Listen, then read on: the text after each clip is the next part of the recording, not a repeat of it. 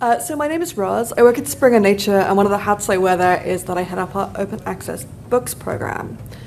We've been publishing open access books for about 6 years now. One of our big things about our open access books is we try to make them as open as possible. We use the CC BY license. We make our open access books available in all electronic formats that we publish in, so in PDF, in EPUB, in HTML, Amazon versions. So we're really big into let's try and make this book as accessible as possible. And we've published about 500 open access books so far, so that makes us one of the larger open access book publishers. And we're really keen to grow the program and to educate authors about the benefits of open access. And a question that we get a lot when editors are out trying to commission OA books is, well, what are the benefits? What does this actually mean for me?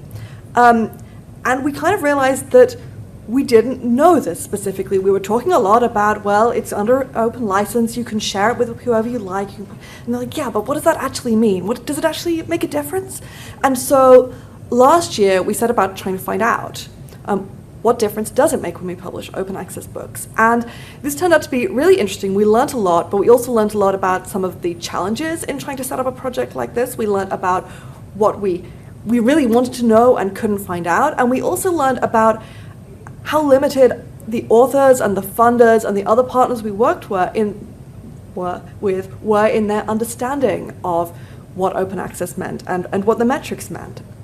So what I'm going to do is I'm going to talk you through a little bit what we did in terms of this project, which involved both a quantitative side. So we looked at benchmarking open access books against non-open access books, usage, citations, online mentions. How did these compare when we looked at equivalent sets of books?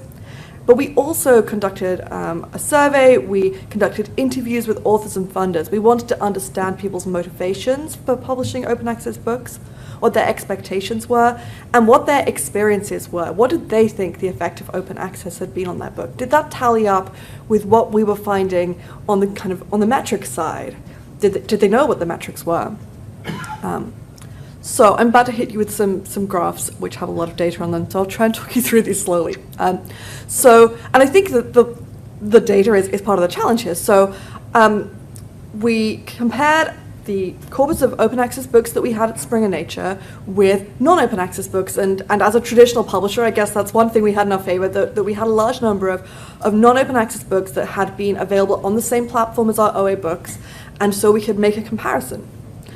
And we looked at average downloads over time per book. And we found, really excitingly, that on average there are just under 30,000 chapter downloads per open access book within the first year of publication. And that was 7 times more than the average for non-open access books. So this is really exciting. We're finding that open access books are downloaded so much more than OA books. Over the 4 years of the study period, we found that open access books were downloaded more every year on average than non-open access books. And we found that the advantage was really front-loaded, so actually after 6 months, our open access books had been downloaded on average 15 times more than our non-open access books, which is really exciting, and I think we can see a really clear trend here, but I have to add quite a lot of caveats to this data. So we're looking at chapter downloads, and we look at chapter downloads because we make our books available both as you can download the whole book or you can download individual chapters. So if you download the whole book, that gets counted as 10 or 13 or whatever chapter downloads, or we might count an individual one. But a lot of publishers are just looking at whole book downloads. How do we compare these things? And actually, it's something that we hit ourselves because we had 2 different data sets here. We had Palgrave and we had Springer. We brought them together when Springer Nature was merged. The old Palgrave data had been collected in a completely different way. We actually couldn't include any Palgrave books published before 2016 in this because we'd collected the data in a different way, and we couldn't match it up in a way that was meaningful. And I think that that's challenging across the industry. We've seen lots of really exciting data. I'm looking at Charles here, but from OA publishers who are sharing their high numbers of downloads. But we need context and we need to understand how those look against each other, and that's something that's very difficult to do right now. I think we can say confidently that open access is bringing really big benefits, but we can't really measure things against each other with great accuracy. I think the other thing I would say about this is that this is just downloads from SpringerLink. That's all we were able to look at. But our OA books are available. I mean, that's the whole point, right? We've got some of them on OAPN. We have them on NCBI Bookshelf. I really hope that they're on authors' personal homepages. They could be available through institutional repositories. Who knows where they are? That's kind of the whole point. But we don't have a great way of tracking that. We don't know where they are. And even when we do, so OAPN sent us the data, great. Well, we can't match that up against ours, because even though they're all counter compliant, again, we're measuring slightly different things, and so that's not in here. And I would really love to be able to say, because, actually, I think the reach of OA books is even bigger than this, but I haven't been able to include it. So let's find a solution to that.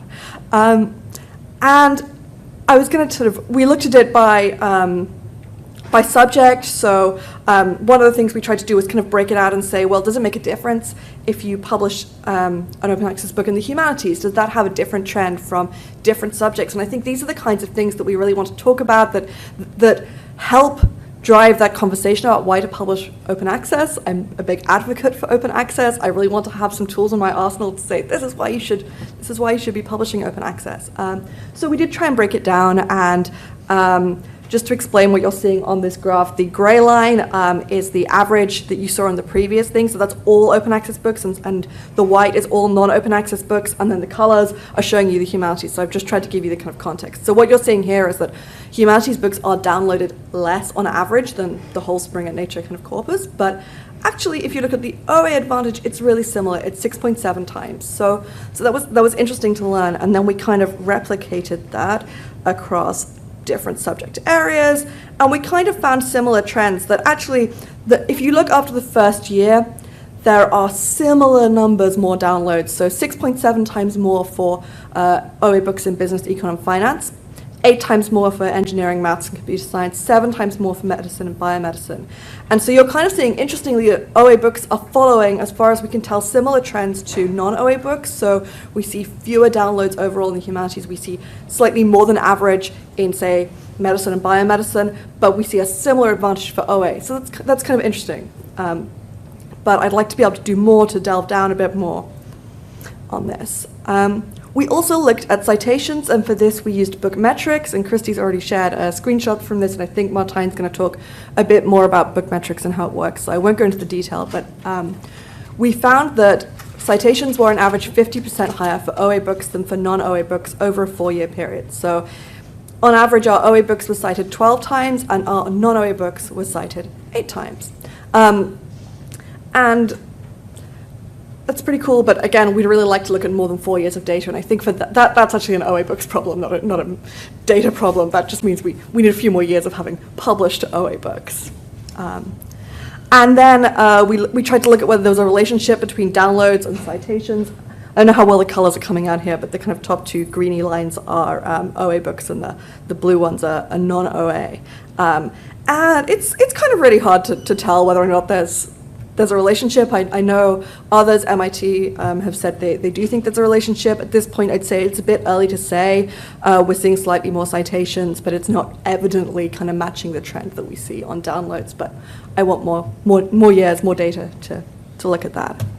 And then finally, we looked at online mentions, also through book metrics, and we found that and by online mentions, I mean social media shares, inclusion in news, inclusion in policy documents. And again, to kind of refer back to what Christy was saying, this is just the data without the context, but we did find that in the first 3 years after publication, OA books are mentioned an average of 30 times, and that's 10 times more than a non-OA book. And as you can see, it's really front-loaded into the first year, but you keep seeing that advantage all the way through. So OA books are getting discussed a lot more than non-OA books. So here ends the kind of hardcore data end of this presentation. So I want to tell you a bit about what happened when we talked to authors. And we recently surveyed some authors around an OA event we were conducting, and we said, what do you see as the benefits of publishing an OA book? And this was a mixture of people who had published OA and those who were interested in it. So we heard a lot about getting to a large readership, ease of accessibility for a wider audience, wider dissemination of my research. So this is really key. This is a big reason why people want to publish OA, and having reliable data could really help persuade people to publish this way. What else did we hear? That it could raise the profile of their own work, that it could be there could be better recognition of authors. They can enhance impact. So actually, I think we're finding that book authors are really crying out for this kind of information. Maybe it's not the only thing that they want. I mean, I really strongly concur with Christy's points about needing context, and it's not all about the numbers, but I think there is a real hankering after those numbers. And then we heard these sort of social concerns, so giving back to society, addressing the issue of equal access to knowledge, making science available to people in places where it can make a real difference. So it's not just about more readership, it's about where that readership is. Are you reaching people outside the academy? And this is the kind of information that will be really powerful to be able to share with our authors, giving the opportunity to students to get the contents of the book. Can we tell who the readers are? And we then conducted some more detailed interviews with authors about their motivations for publishing open access. And the same themes came through. They want to bring content to the people who should be reading it. If you talk to authors who work in international development, they're so passionate about the fact that their work should be available to authors that they're often co-authors, to people in countries that might be the subject of their research. They think it is absolutely unethical that it's not available there. So let's demonstrate that we're able to reach those authors. We heard about the benefits of open science, that you can replicate, verify, falsify, and reuse it for scholarly as well as practical applications. Okay, so we want to get out of the academy. Are we reaching those people? And we also hear about the sort of motivations that you hear for journals. If it's publicly funded research, then the public has the right to access those results. But if we're doing that, and if the public is also funding it's being made open access, then I think we have a responsibility to demonstrate the benefits that people are getting out of open access. But here's where it gets, well, I was about to say here's where it gets interesting, here's where it hopefully gets more interesting. We asked people about their experiences of publishing open access with us. And what came through really clearly was people feel really ill-informed about the effects of open access. People told us we didn't do any analysis on the numbers. We haven't been tracking what our OA books look like versus our non-OA books. Authors didn't really know why books had had a really high downloads. They said, well, yeah, we know it did well. We looked at the book metrics page, but what about the author's reputation? What about what books you choose to make open access? And I think those are really valid points. People might be choosing to make books open access that have a potentially wider readership, and it's something that would be really interesting to look into. At the same time, we're seeing such a dramatic trend in favor of the downloads for open access versus non-open access. It says to me that actually it is really powerful to set it free, that if you had published this via the subscription model, would you have had the same reach? I don't know if you would. So I think it's about being able to try and answer these questions better, to sort of delve into that detail. And again, we're coming back to kind of context. People are positive about open access. I wanted to leave that in there. So to recap, yeah, we see a lot of advantage for open access. So 7 times more downloads and 50% more citations and 10 times more online mentions. So these really powerful statistics, and when we go out and we tell our authors that this is what they found, they're like, oh, that's really interesting. I mean, I didn't realize it would be that much. It's really interesting that you've actually sort of seen this and demonstrated it. And our editors say, once they introduce that into the conversation, that really helps people see the tangible benefits of choosing open access. And I think if we want to expand things like open access, then we need to make sure that we're able to kind of communicate results like this that can be kind of verified and are reliable and meaningful and contextualized. But yeah, the thing we really learned here was that authors and funders didn't feel informed enough. So what can we do better? I mean, and I put this out to Mike, I put this out to Martine, to those of you who work on this. I mean, how can we do better about metrics across the industry, about collecting them, reporting them, sharing them, standardizing them, making them kind of meaningful and contextualized?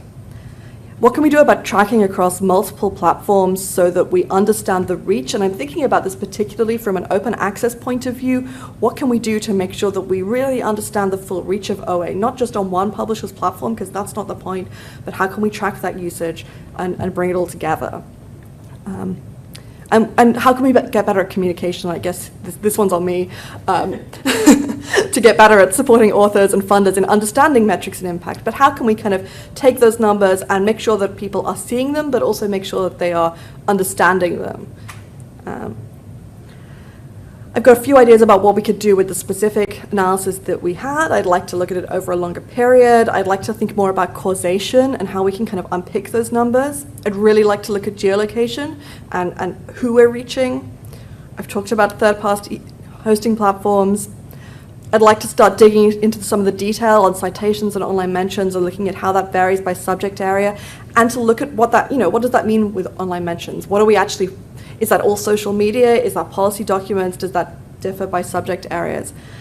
And just to throw this one in here at the end, and I think this picks up on what Christy was saying, to explore other ways of measuring impact and make sure that we're having responsible conversations about this. I think this is so important for books, but I also would hate to see a world where books were judged solely on quantitative metrics. I think we need to kind of keep that human element, to remember that there are so many other ways that we can look at and respond to and understand the kind of meaning and, if you will, the impact of books. So I will leave you with that. Thank you.